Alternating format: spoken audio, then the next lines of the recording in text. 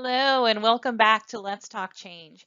If you're joining us for the first time, welcome. My name is Debbie, and during this series, I'll be hanging out by the virtual water cooler, addressing your questions around organizational change management.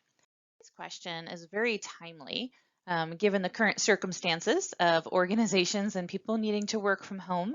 And I've been getting this question quite often of, can you really have a virtual meeting that's just as productive as an in-person one?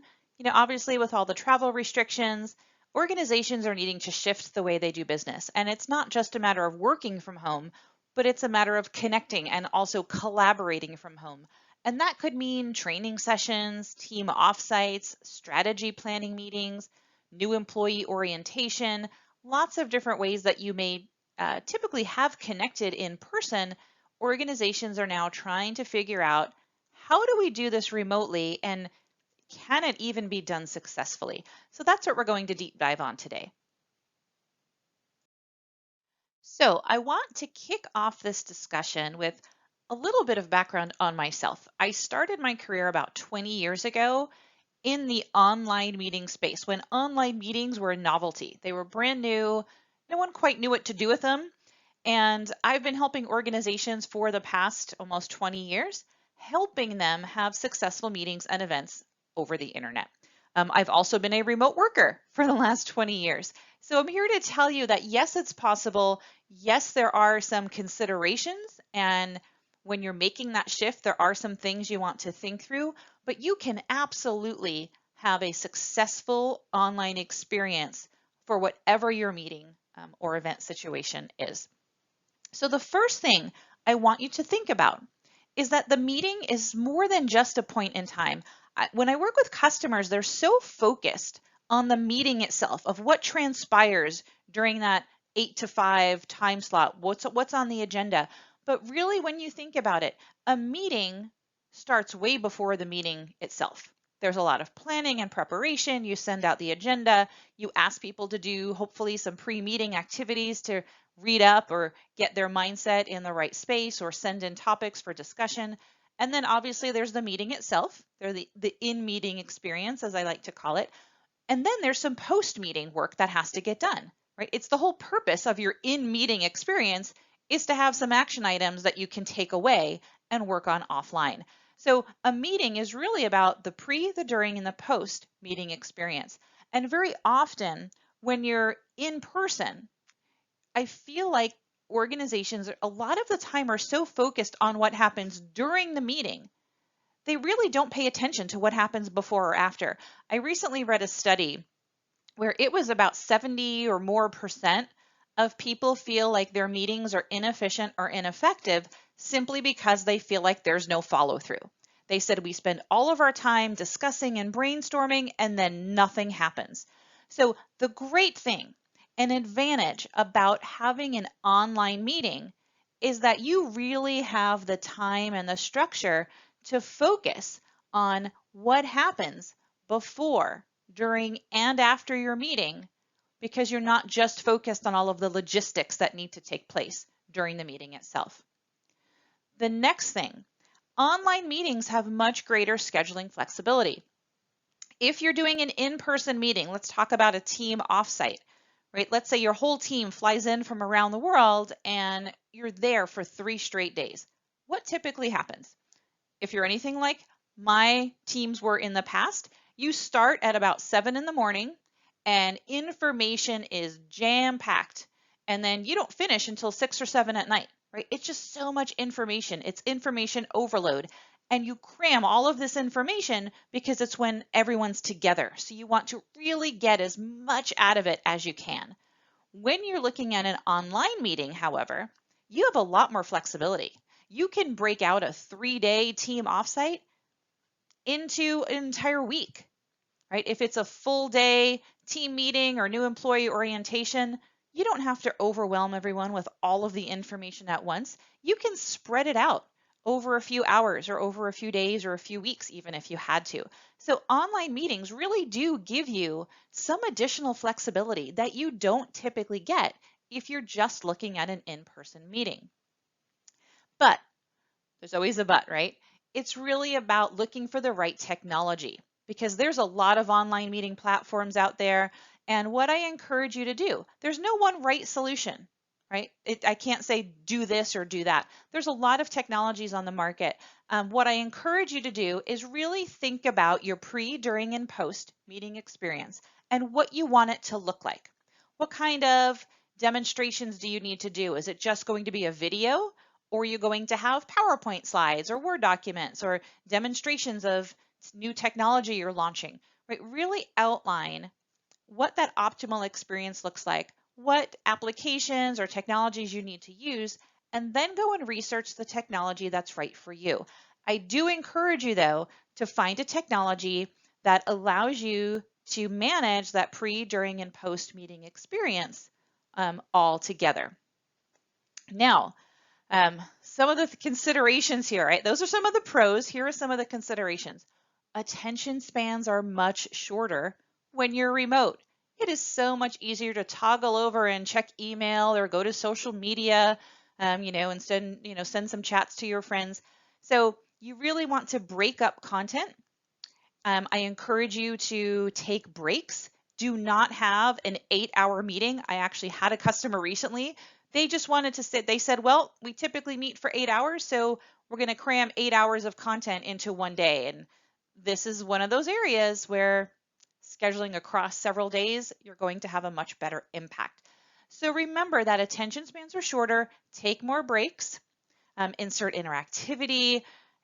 Give users breakout sessions, give them ways to connect with one another, right? There's a lot of things that you can do to bring their attention focused and make their attention stay focused rather on the topic at hand. And it's really important to note that the human connection is really critical. That is the one big missing component, I think, with online meetings, right? In-person meetings are so great because you're physically there connecting. The energy in the room is really high and you're able to interact, go for coffee and have lunch and dinner and drinks with your colleagues. And it's a great way to connect with one another. So tapping into the fact that attention spans are shorter and the human connection piece is critical. Some tips that I have, right? I already mentioned, take more breaks, build an interactivity. And interactivity could be things like adding polling questions or online games and quizzes, right? There's a lot of tools out there that allow you to just for fun. It doesn't have to be meeting related or topic related, right? Have some icebreaker activities as you kick off your meeting. Take votes and really bring that fun activity space into your meeting itself. Have breakout sessions. I love breakout sessions. And it's a way for people to connect on a smaller scale, especially if you have a really large audience or there's multiple topics that you want to get through. Having breakout sessions and then have people come back and present the output of those breakout sessions could be a great way to keep everyone engaged. Another great option, have multiple presenters. It is really hard for someone to listen to one voice for an hour, 3 hours, 8 hours. Oh my gosh, think about listening to one voice for 8 straight hours. But if you have multiple presenters, it breaks up that monotony and it again brings people's attention back to the conversation at hand. Call on people, make it interactive, take questions.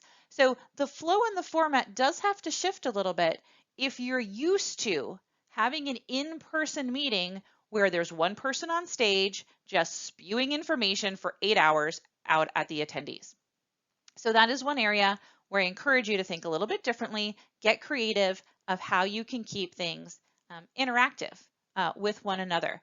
And there's a lot to consider here, right? And it's a lot different if you're in person because there's usually a clock on the wall and someone can raise their hand and say, hey, you know what, we're running over, kind of be tapping their wrist to say, hey, be mindful of the time. I encourage you, if this is your first meeting that you're going to be doing remotely, or if it's a really powerful or important meeting, hire a meeting coordinator or facilitator. They can help manage time, all of the logistics, kind of be the timekeeper for you and alert you if you're running over. They can also, in some situations, be a note taker, be jotting down action items. They can help you with all of that all of those logistical components so that you can focus on delivering your message and engaging with your attendees. So I'd like to share my top 5 tips for online meetings.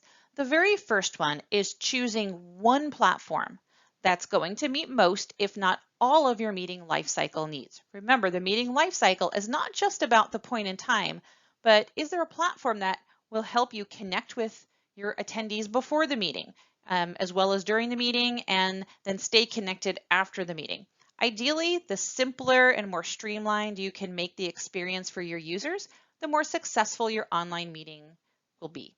And you also want to consider how you want to communicate and collaborate during the meeting. Do you want to use chat, online chat? Do you want to have webcam video? Are you going to be sharing presentations or applications? So think about what you're going to be doing during the meeting and make sure that your meeting tool can meet those needs. Now, chances are your organization already has one, if not multiple, online meeting tools deployed in your organization. So I say check there first, before you go out and explore and paying for additional tools, look to see what you have available in-house. I do encourage you, moving down to step 2, create a space for side conversations. This is one of those areas that I feel is a disadvantage when you're remote, because I think one of the best things about an in-person meeting are those breaks and lunch hours and coffee talks where you're having those side conversations. That's where so many great ideas spawn from. And when you're virtual, you're not really there, you're not able to connect on that level. So create a space online, a chat, a channel, whatever that looks like, a way for your users to share ideas, ask questions in a really informal way. Could be outside of the topic of the meeting itself, but they came up with a great idea. You want to capture that somewhere. So create a space, make sure your online meetings platform has a space for those side conversations. It's such a critical part of the meeting experience. Next thing, insert interactivity every 10 minutes.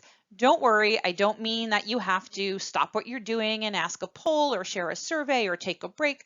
Interactivity could mean a bunch of different things. It could mean the polls and surveys and whatnot, but it could be as simple as looking down at a questions queue and answering a question, asking people to raise their hand if they have something to say, switching to a different presenter, adding a demonstration to a presentation, or having animation in a presentation. Lots of different ways. Interactivity to me is about catching someone's attention to bring their attention back to the presentation. So if you're watching a video online and it flashes or a different voice comes online, your immediate reaction is to look up and see what has changed. So that is what I mean by interactivity. And if you do this about every 10 minutes, and it could be something really subtle, that will help keep users' attention back to the presentation at hand, which goes into step 4 or tip 4. Enlist multiple presenters where it makes sense. Like, don't make it inorganic where it has, someone has no point getting up on stage and, talking about a topic. But it really does help break up the monotony of a straight voice, especially if your meeting is going to be multiple hours or even multiple days long. So encourage a discussion type of format. I love that for online meeting environments. Instead of having one person just talking for a straight hour, invite someone else on stage, the virtual stage, to be talking back and forth and make it a conversation versus just a presentation. It's a little nuanced, but it makes a big difference.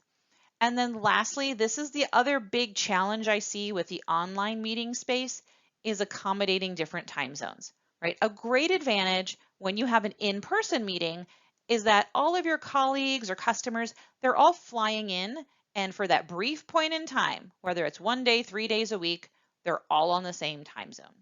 Right? Obviously, that doesn't happen when you're remote. So you have to think about that and consider that. Where are the bulk of your employees or attendees? Is there a time zone that, it may be a little inconvenient for some, but, not inconvenient for all. So, think about that. And if you truly do have a global audience where you're saying, look, it's going to be 3 a.m. for someone, right? There's no way to get around that. You do have a couple of options. It goes back to a point I made on the previous slide about having scheduling flexibility.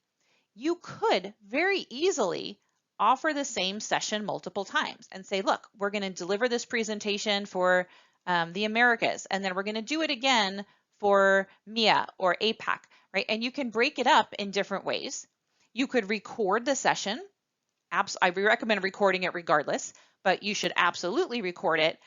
If you think, you know what, it's going to be 3 a.m., I don't want someone to have to stay up until 3 in the morning, so they can watch the recording and then answer their questions later on. And then really importantly, if this is a meeting that you host, let's say every quarter, maybe it's a new employee orientation, or maybe it's a team offsite where your whole team is used to getting together once a quarter, you know what? Vary the time zone every quarter. So maybe one quarter, it's really convenient for folks in Europe. Another quarter, it's really convenient for folks in the Americas, and so on and so forth. Yes, everyone at some point is going to be at a disadvantage, but it gives everyone a level playing field where they don't feel like they're being deprioritized. So again, it's one of those things you have to play around with a little bit, really understand your audience and where they're coming from, what time it will be for them. There's a lot of time zone converters online, so check that out as you're planning your meeting, and then vary the time zones. You can also offer the same session at 7 a.m. and 7 p.m., right, to accommodate different audiences from that standpoint as well. So it's just one of those considerations, but definitely a way you can work around it. All right, hopefully that gave you some insights if you are planning an upcoming event. If you have other questions or want to add to the discussion, if you have tips to share, something that's worked really well for you, go ahead and add it below to the comments. I always love to see what other customers are up to. And don't forget, we have a lot more videos on the way to help you design your people change strategy, plan a user pilot, engage your champions. Lots more topics to come. If you have a topic you'd like me to consider, go ahead and submit it at aka.my/question, and I will do my best to integrate that in an upcoming video. Also, keep in mind, I'm going to be offering some special incentives and offers for some of the programs that I do as part of my business. So if you're interested in learning more about those, fill out the form. It's the same form at aka.my/question. And finally, if you want to learn more about my business, you can feel free to visit me at icebergconsultingservices.com. Would love to hear from you. So with that, logging off for another session of Let's Talk Change. Hopefully we will see you again soon. Thanks everyone. Bye.